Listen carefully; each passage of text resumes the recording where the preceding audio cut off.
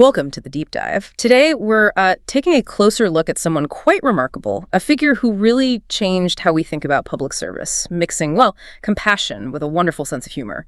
Judge Frank Caprio. Many knew him as the kind judge. Exactly. And for this deep dive, we've got quite a bit to go through, news pieces about his passing, some really moving statements from his family, and even Judge Caprio's own words towards the end. Our aim here is to sort of unpack what made him so deeply loved, why his story, his approach, still hits home for so many people globally. Okay, let's get into that. Judge Caprio's way of doing things on the bench, it wasn't just local news, was it? It went completely viral. His courtroom became this, global stage. How did that happen? What was it about watching him work? Well, that's the fascinating part, isn't it? It wasn't just what he decided, legally speaking. It was how he did it.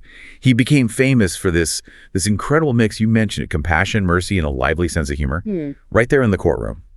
You know, in a system that can feel pretty rigid, sometimes cold, he consistently showed these humanitarian stances. And very clearly, a bias towards the weak and oppressed. A real contrast. Huge contrast. And I think that's what grabbed people online.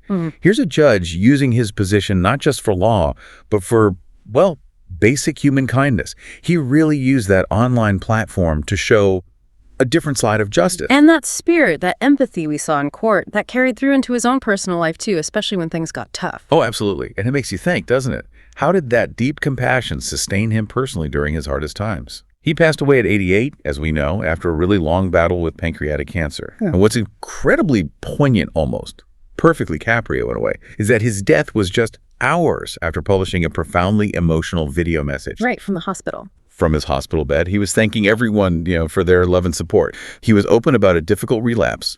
And he said, "I'm a strong believer in the power of prayer and that God hears us, so please remember me in your prayers." That faith, it seems, really carried him, even after what was called a difficult period the year before. And remember, back in May, he'd shared hope, finishing radiation, saying he was on his way to happy days. Such openness. It shifts him from just kind judge to something more, like a real example of facing hardship with grace. Exactly. Deepen that connection he had, I think. So when you look at all of that, his huge reach, how he handled his illness, what is the lasting mark he leaves? What did his family emphasize? Well, connecting the dots, his family's words really highlight the legacy. They spoke about his compassion, humility, and deep belief in human goodness. They noted he touched the lives of millions. Simple as that, but so huge.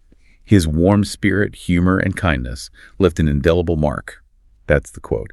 And he wasn't just a judge people respected. He was a loving husband, father of 5, grandfather to 7, and loyal friend. The whole picture. And their message was clear. Spread more compassion in this world, just as he did every day. That's how his legacy lives on. And it's built on a long career, too, let's not forget. He retired just this January. 40 years of service as a substitute judge, including time as chief judge back in Rhode Island. Quite the tenure. 40 years. It's truly powerful how one person managed to embody compassion so fully in a public role, leaving something really inspiring, something tangible that went way beyond just the courtroom walls. Absolutely. And maybe the question for all of us listening to this is, what stands out to you? Perhaps thinking about Judge Caprio encourages us, to think about how we can bring a bit more empathy, more kindness, maybe even that touch of humor into our own day-to-day life. It's a reminder, isn't it? Every interaction is a chance for our own kind judgment, a way to honor his spirit, really, to make the everyday a bit more meaningful.